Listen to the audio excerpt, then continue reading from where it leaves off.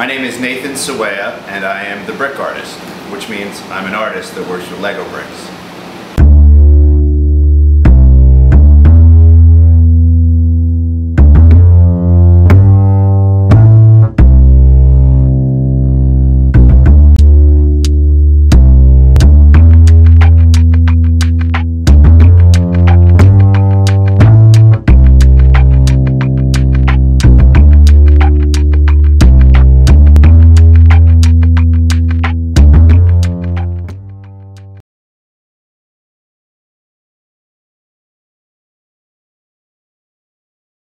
I grew up in rural Oregon.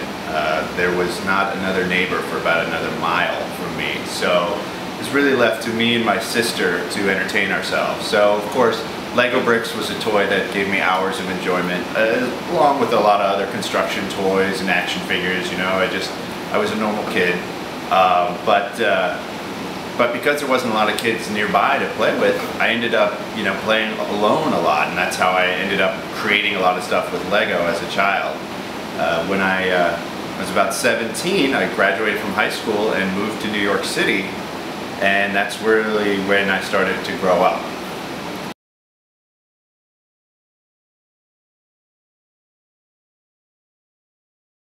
Well, I got my first set when I was 5 years old. It was Christmas morning, and my grandparents gave me this set of Lego bricks, and I started building immediately. It was probably when I was 10 years old, I'd asked my parents for a dog, and they said, "You're not getting a dog." And so what did I do? I built myself my own life-size Lego dog. And it was then that I kind of realized, okay, there's something to this, This toy doesn't have to just be what's on the front of the box. It can be anything I can imagine. So if I wanted to be a rock star that day, I could build myself a guitar. If I wanted to pretend to be an astronaut, build myself a rocket ship. So it was probably, around in there when I realized there are no limits to Lego bricks.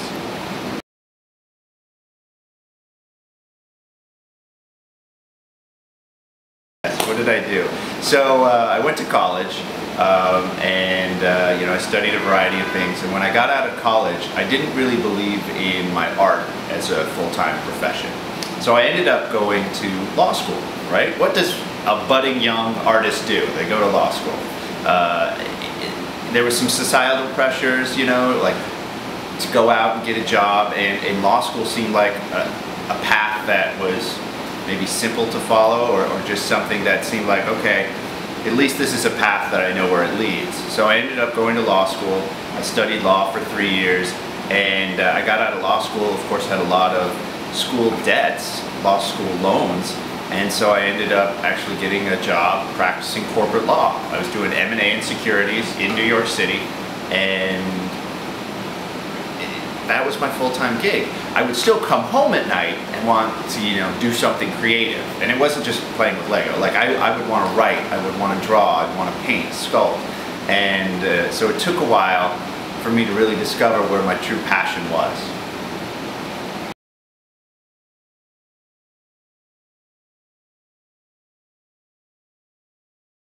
So practicing law in New York City, it's a full-time gig, right? It's 80 hours a week. It was a lot of just work. I was negotiating contracts, reviewing documents. It was long hours, long days.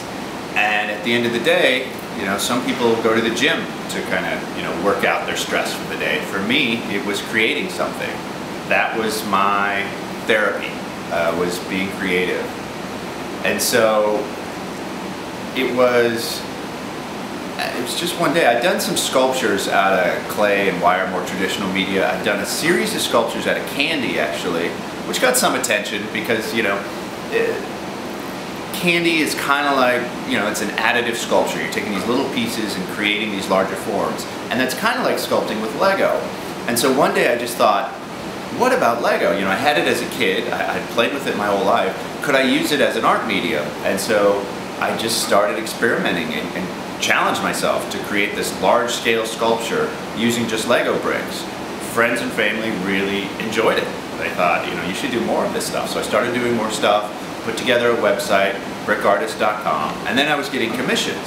So I was working full days at the law firm, practicing corporate law, and then I would come home at night and I'd have commissions to do, and I'd spend hours into the night working on projects for people all over the world.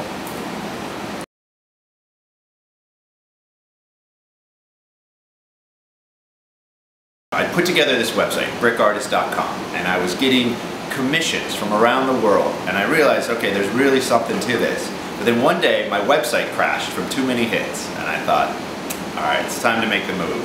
So I left the law firm, of course, in a very interesting transition, because I had to go to my boss on the 42nd floor of the MetLife building and say, listen, I'm going to leave the practice of law to go play with Lego bricks. But it was what I wanted to do at the time, you know, it was the right choice. It was following my dream.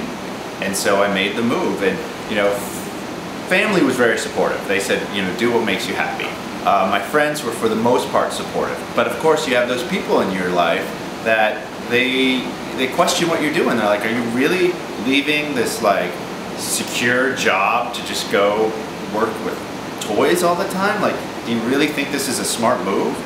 And what I learned to do is you have to kind of cut those negative people out of your life. And it's tough because some of these people you consider your close friends. But if they're going to, you know, step on your dreams, it's important to just move on, because they're not going to support you. You got to follow your own passion. And so that was one of the big lessons I learned, is you got to cut that negativity out of your bubble, out of your circle, and just follow what you want to do. And so that's what I did. And I think, you know, my family was supportive, my friends were supportive.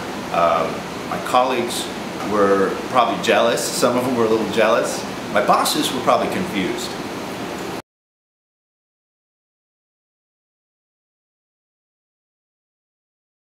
Motivation is an interesting thing because it has peaks and valleys.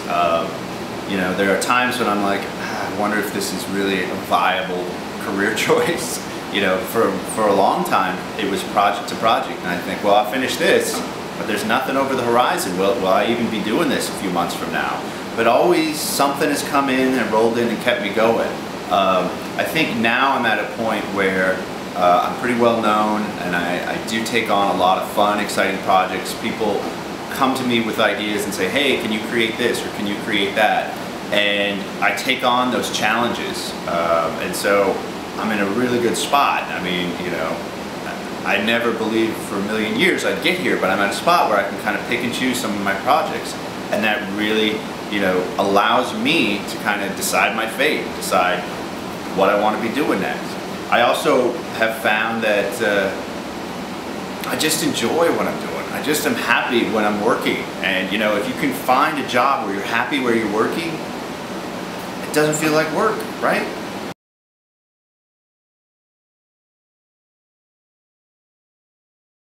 Well, right now, I mean, the number of pieces I have is probably hard to calculate. Right now I have 4 full art exhibitions that are touring. I'm also showing in some galleries and other museums around the world, not to mention the hundreds of sculptures I've sold over the years. So there's quite a few pieces of art out there, but I've never done a full count.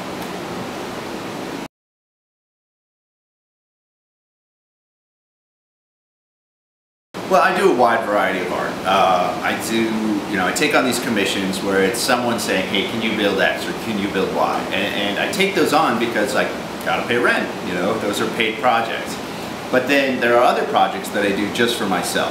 And I try and split it up so it's one project for myself, one project for me. Or, I'm sorry, one project for I'll start over. I try and split it up so it's one project for myself, and then a project for a commission. And then one project for myself, and then another commission project. And those projects for myself are really the ones I can put my emotion into, right? They're the ones where I can kind of just express myself. I think a lot of my pieces have to do with transition, metamorphosis. That has been a strong theme in my life, and it comes out in my art. You'll see a lot of my sculptures are going through some sort of transition, and I just feed off of that.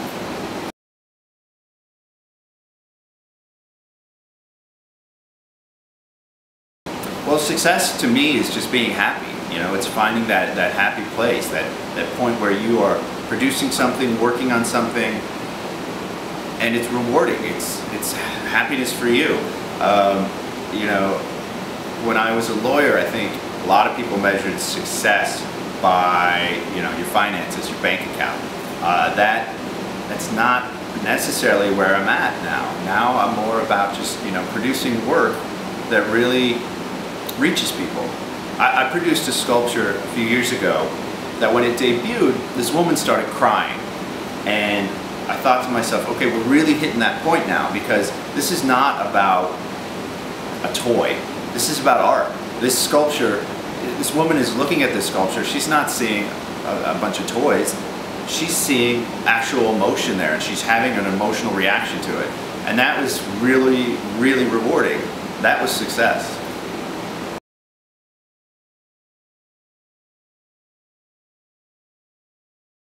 I get contacted a lot by folks who have a dream, but they are stuck in a 9-to-5 job, and they want to know how to make that transition.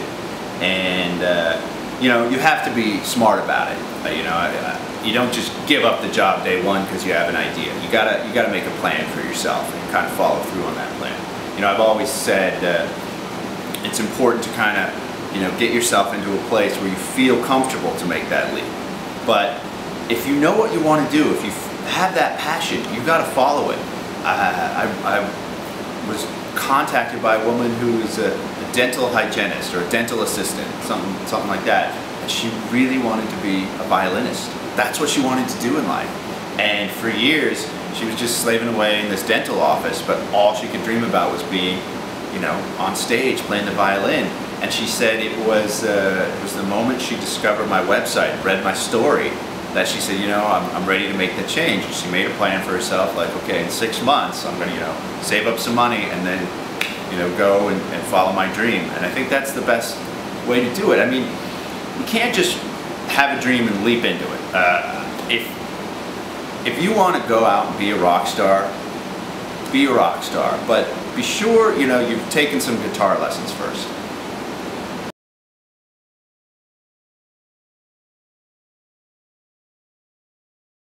It's a tough question, you know, when you got your 9-to-5 job and you have, you know, responsibilities. Maybe it's kids, maybe it's other bills, and you also have this dream of being an artist. It's tough to make that leap. I get it. I think, you know, one of the things you can do is you know, express your art, create your art. You know, find that time when you can sit down and do a little painting. You know, maybe it's only on the weekend or whatnot, and then get that art out there, show it around, put it on the internet. I mean, I think one of the things, you know, we live in this society where you can put all your whole portfolio out on the internet and get reaction to it immediately. You know, I think that's one of the things that worked for me, is I was able to put, you know, my sculptures on the net and see people's reaction and get, you know, feedback. And that's what kind of gave me that confidence. Okay, now I see people do like this stuff. Maybe it's time to take the leap. So if you do have that inclination, you know, maybe part of it is putting that art out there as much as you can and seeing what the reaction is, and then it might give you the faith to make the jump.